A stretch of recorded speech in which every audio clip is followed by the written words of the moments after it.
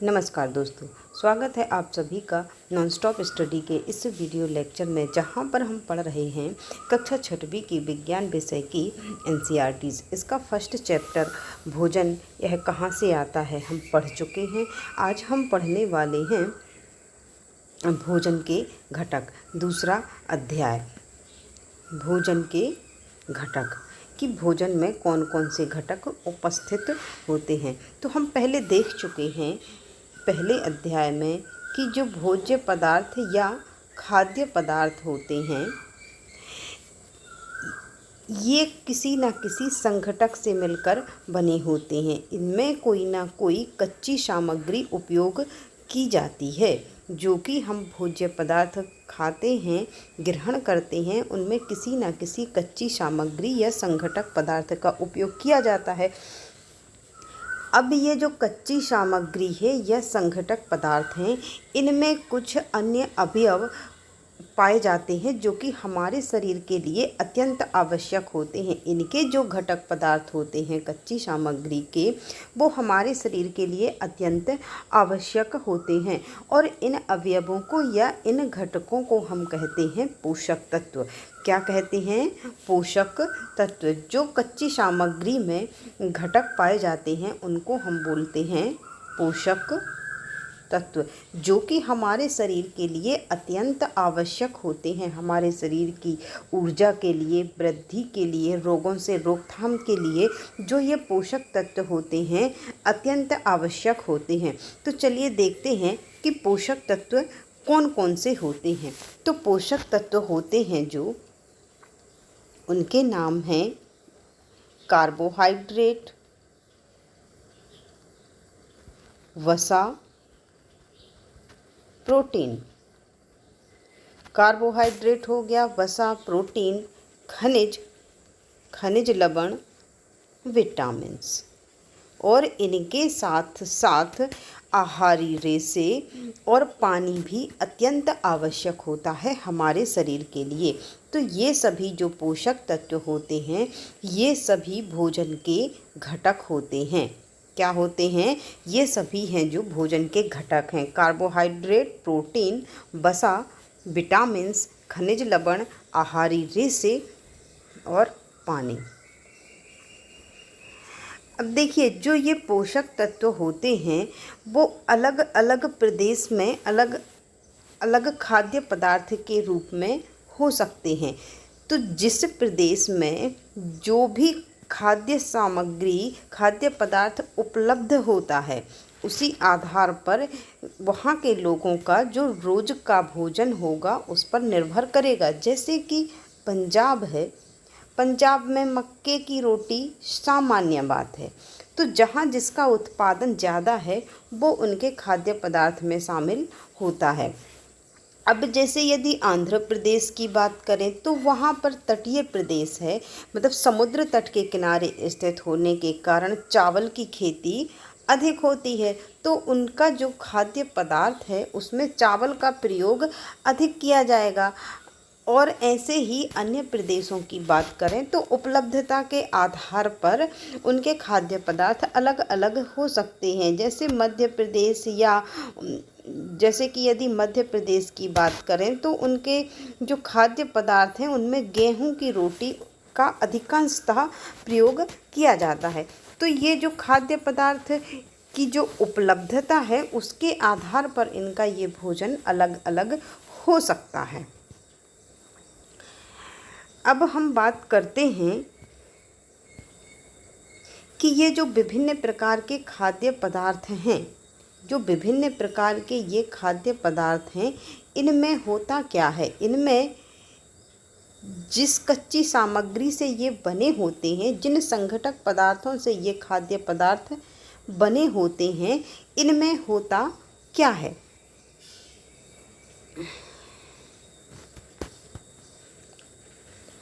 तो ये हम पहले ही देख चुके हैं कि इनमें जो होता है अन्य घटक पाए जाते हैं इनमें उन्हें हम कहते हैं पोषक तत्व। और पोषक तत्वों के हम नाम भी देख चुके हैं, कार्बोहाइड्रेट, प्रोटीन, वसा, विटामिन, खनिज लवण और आहारी रेशे, रुक्षांश और जल इनमें शामिल होता है। ये हम देख चुके हैं। अब हम बात करते हैं इनके परीक्षण की। जैसे कि हमारे पास कोई खाद्य पदार्थ है और हमें पता करना है कि उसमें कार्बोहाइड्रेट है, प्रोटीन है कि वसा है, तो उसका परीक्षण हम कैसे कर सकते हैं, हम कैसे पता कर सकते हैं कि इसमें कौन सा पोषक तत्व है। तो देखिए,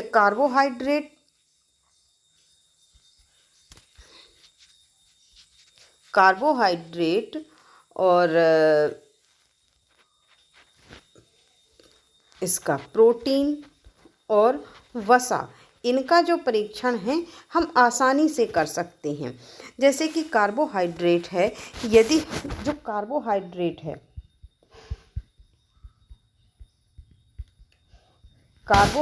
है जो वो स्टार्च और शर्करा, ये दोनों कार्बोहाइड्रेट के ही क्या हैं, प्रकार। अब यदि हमें स्टार्च का परीक्षण करना है कि किसी खाद्य सामग्री में स्टार्च है कि नहीं है, तो जैसे आलू है, आलू में हमें पता करना है कि इसमें स्टार्च उपस्थित है कि नहीं है, तो हम क्या करेंगे, आलू लेंगे और आलू लेकर के उसमें हम क्या डालेंगे, आयोडीन विलयन की 1-2 ड्रॉप डालेंगे। और जब हम कटे हुए आलू पर 1-2 ड्रॉप आयोडीन विलयन की डालते हैं तो ये क्या होता है, गहरा नीला, बैंगनी या फिर काला टाइप का हो जाता है। इससे हमें पता चलता है कि इसमें क्या उपस्थित है, स्टार्च उपस्थित है। अब यदि हमें अन्य पदार्थ में स्टार्च की उपस्थिति पता करनी है तो हम क्या करेंगे कि उसका जो भी खाद्य पदार्थ है पाउडर बना लेंगे या पेस्ट बना लेंगे और उसको टेस्ट ट्यूब में पानी के साथ घोल बना लेंगे, एक विलयन तैयार कर लेंगे और उसमें ड्रॉपर की सहायता से हम क्या करते हैं, आयोडीन विलयन की 1 से 2 बूंद डालते हैं। और यदि उसका रंग परिवर्तित होता है, गहरा बैंगनी आता है या फिर काला आता है, तो हम समझ जाते हैं, उसका परीक्षण हो जाता है कि इसमें क्या है, स्टार्च उपस्थित है। नहीं तो, और यदि रंग परिवर्तित नहीं होता है तो उसमें स्टार्च उपस्थित नहीं है। और ऐसे ही यदि हमें प्रोटीन का परीक्षण करना है कि किसी खाद्य पदार्थ में प्रोटीन उपस्थित है कि नहीं है, तो उसके लिए हमारे पास कास्टिक सोडा और कॉपर सल्फेट का विलयन होना चाहिए। ये केमिकल होना चाहिए, कास्टिक सोडा, ये कॉपर सल्फेट का विलयन और कास्टिक सोडा का विलयन, ये हमारे पास हों, तभी हम प्रोटीन का परीक्षण कर सकते हैं, आसानी से कर सकते हैं। और तो उसके लिए हम क्या करते हैं, एक टेस्ट ट्यूब लेते हैं और टेस्ट ट्यूब में जिस खाद्य पदार्थ का हमें ये परीक्षण करना है कि उसमें प्रोटीन है कि नहीं है, तो उसका हम पेस्ट या चूर्ण बना के इस परख नली में ले लेते हैं और पानी की सहायता से इसका क्या बना लेते हैं, विलयन बना लेते हैं। और अब इसमें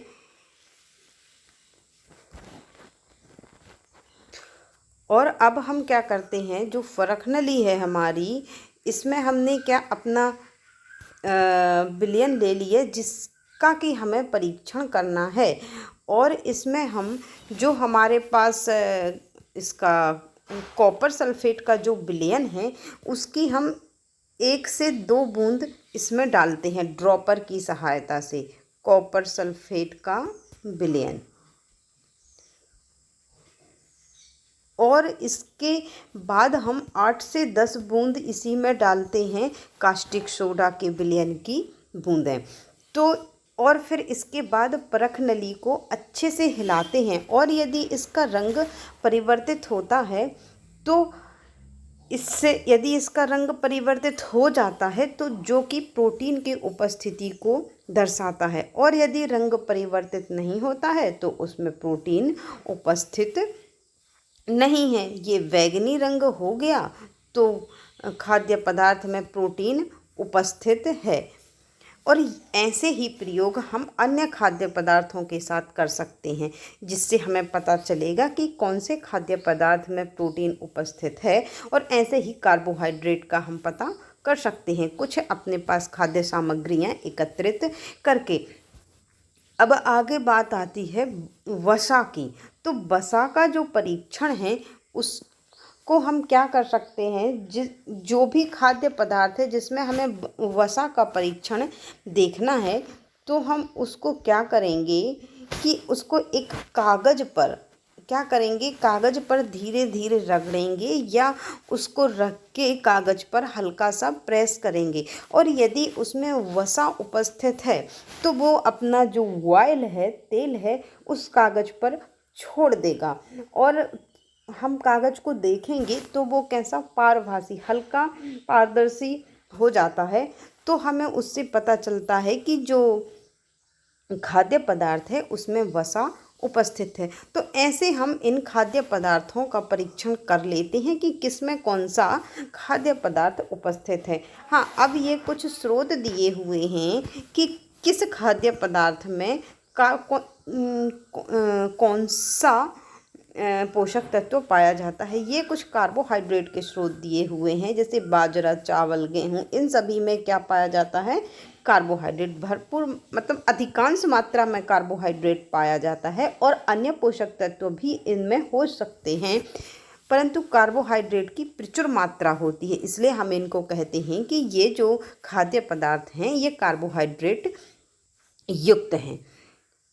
अब जैसे ये हैं जो मूंगफली, तिल, गिरी, मतलब नारियल जो भी हैं, इनमें क्या है, सरसों तेल, हाँ ये नारियल का तेल, ये सब किसके स्रोत हैं, वसा के स्रोत हैं, और ये भी वसा के स्रोत हैं। लेकिन ये हैं जो ये पादप स्रोत हैं, ये सभी हमें कहाँ से प्राप्त हुए हैं, पौधों से, और जो ये हैं ये हमें जंतुओं से प्राप्त हुए हैं, जैसे मछली है, अंडा है, मांस, घी, दूध, मक्खन, ये सभी कौन से स्रोत हैं, जंतु स्रोत, और ये पादप स्रोत। इन सभी से हमें क्या प्राप्त होता है, वसा। अब जो हमने पोषक तत्व देखे ये भी स्रोत हैं, से ये विटामिन ए, इनसे हम विटामिन ए प्राप्त होता है। चलिए देखते हैं अभी हम विटामिन्स के बारे में। अब देखिए, हमने जो कार्बोहाइड्रेट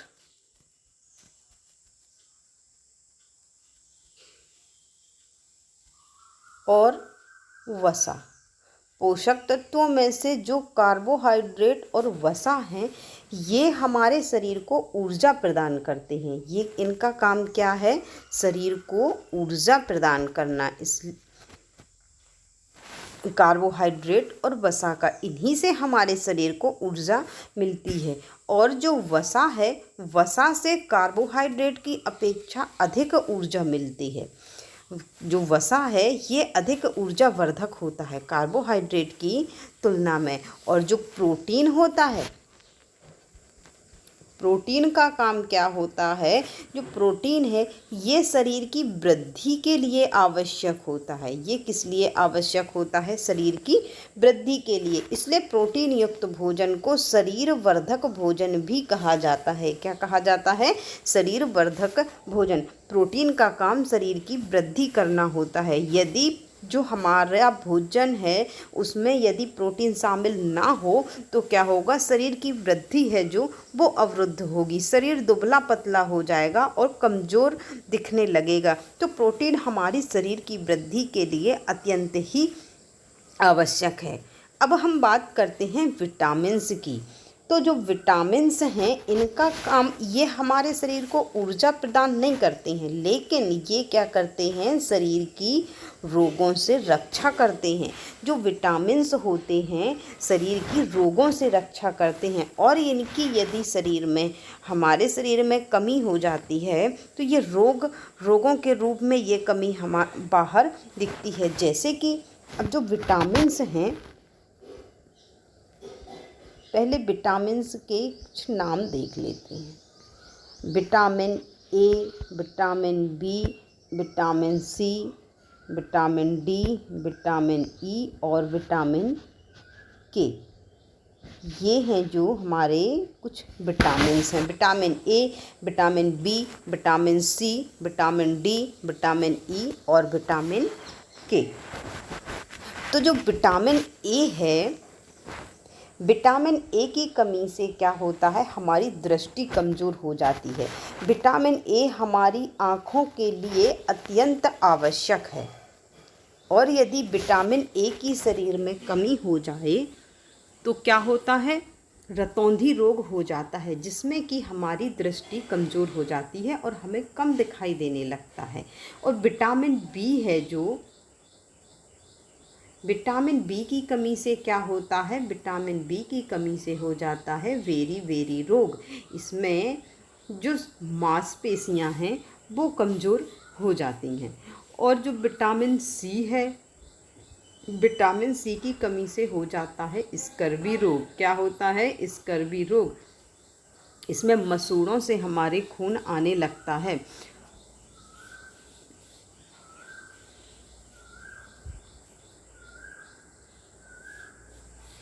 ऐसे ही विटामिन्स के अलावा जो खनिज लवण होते हैं, जैसे सभी ने सुना होगा कि जो कैल्शियम है हमारी हड्डियों के लिए अत्यंत आवश्यक है। ये सभी को पता होगा। फिर भी जो कैल्शियम है,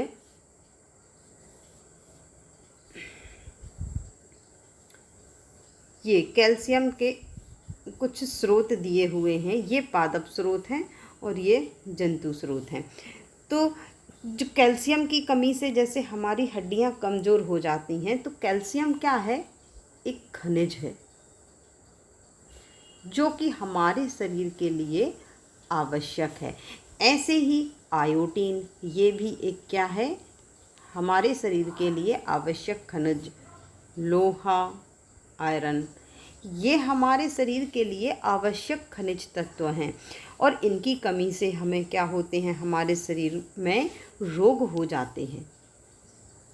अब इन खनिज तत्वों या जो भी पोषक तत्व हैं, इनके अलावा जो भी हमने अभी तक पढ़े हैं, उनके अलावा हमारे शरीर को आहारी रेशे और जल की भी अत्यंत आवश्यकता होती है। क्योंकि जो आहारी रेशे हैं, इनका काम क्या होता है, आहारी रेशों का हमारे शरीर में काम क्या होता है, ये हैं जो हमारे शरीर से अनपचा भोजन है उसको शरीर से बाहर निकालने में ये मदद करते हैं। और जो जल है, इतना सब जो भोज्य पदार्थ हम ले रहे हैं, यदि वो हमारे शरीर में एब्जॉर्ब नहीं हुआ, अवशोषित नहीं हुआ, तो वो हमारे शरीर को मिलेगा ही नहीं। तो जल का काम होता है इन सारे पोषक तत्वों का शरीर में अवशोषण करना। शरीर तभी तो इनका उपयोग कर पाएगा। तो ये दोनों भी अत्यंत आवश्यक हैं इन सारे पोषक तत्वों के अलावा।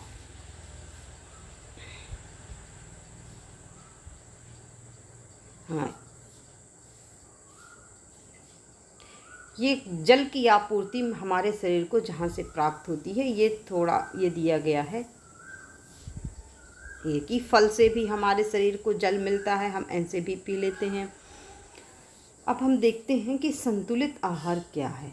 तो संतुलित आहार है जो, संतुलित आहार उसे कहते हैं जिसमें कि ये सभी पोषक तत्व जो कि हमने अभी देखे, कार्बोहाइड्रेट, प्रोटीन, वसा, कार्बोहाइड्रेट, प्रोटीन, वसा, खनिज तत्व, विटामिन्स, आहारी रेशे, जल, ये सभी जब संतुलित मात्रा में जिस भोजन में उपस्थित हों उसे हम कहते हैं संतुलित आहार। उसे क्या कहते हैं, संतुलित आहार। ये सभी पोषक तत्व भोजन में उपस्थित होने चाहिए, क्योंकि यदि और ना ही किसी एक पोषक तत्व को अधिक होना चाहिए और ना ही कम। नहीं तो पता चला कि जो भोजन हम ले रहे हैं उसमें वसा की ही अधिक मात्रा ले रहे हैं, तो वो भी हमारे शरीर के लिए नुकसानदायक हो जाएगा। चाहे कोई भी तत्व हो, मात्रा से ज़्यादा नहीं लेना चाहिए। हाँ, कुछ पोषक तत्व होते हैं जो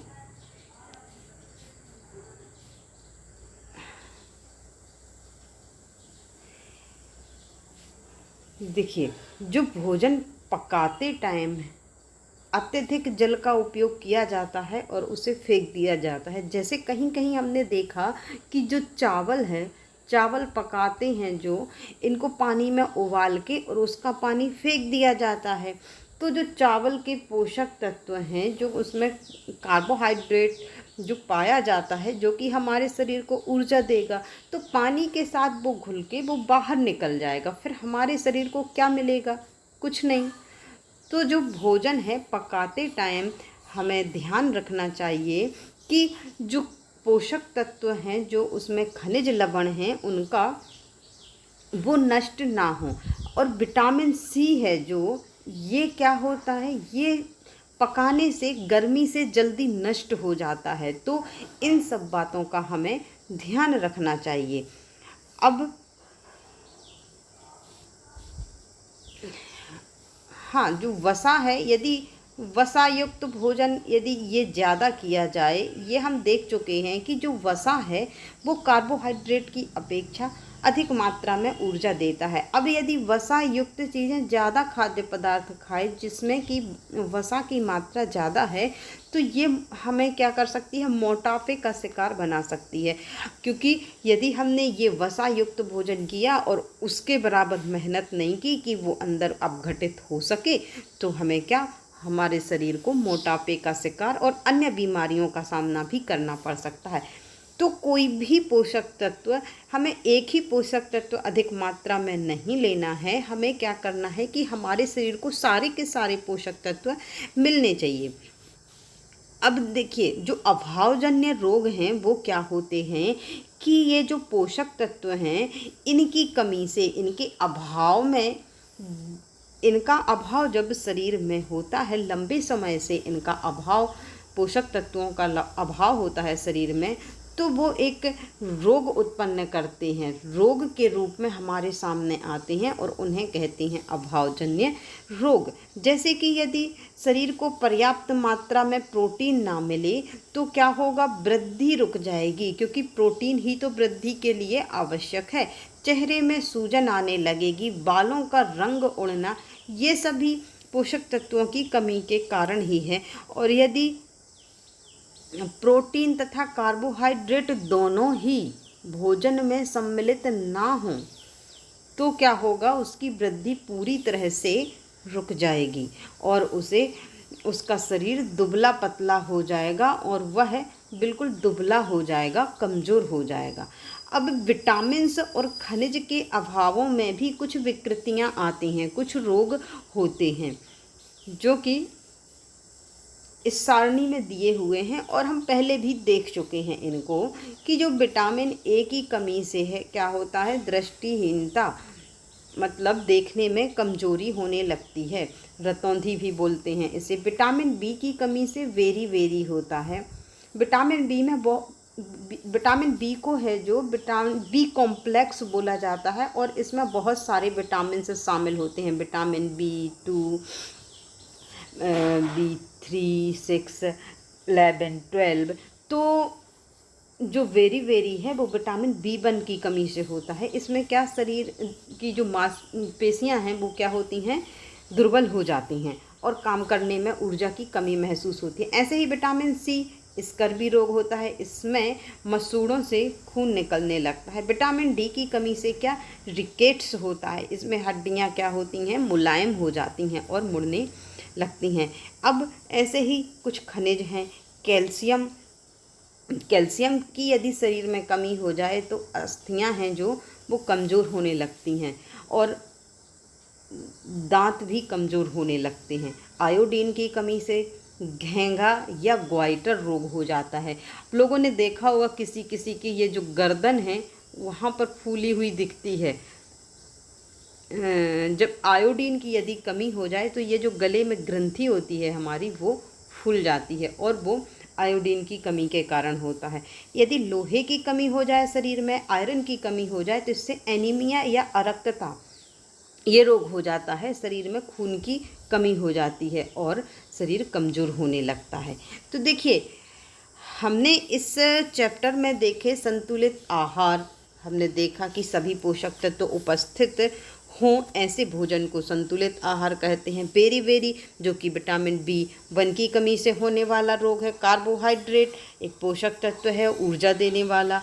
ऊर्जा, शरीर को प्राप्त ऊर्जा, जो कि भोज्य पदार्थों से प्राप्त होती है ऊर्जा, और विभिन्न कार्यों में उपयोग किया जाता है। वसा, ये भी एक पोषक तत्व है। खनिज, ये सभी क्या हैं? पोषक तत्व, और ये सभी हम देख चुके हैं। स्कर्वी भी हमने देखा, विटामिन C की कमी से हो जाता है। मंड, इसे स्टार्च भी बोलते हैं, जो कि कार्बोहाइड्रेट का एक रूप है। तो देखिए, यहाँ पर होता है हमारा दूसरा अध्याय समाप्त, और इसी के साथ ही हम अपना वीडियो करते हैं यहीं पर समाप्त, और मिलते हैं अपने अगले वीडियो में। तब तक के लिए bye bye and take care. आप अपना बहुत अच्छे से ध्यान रखिए और अच्छे से पढ़ाई करते रहिए।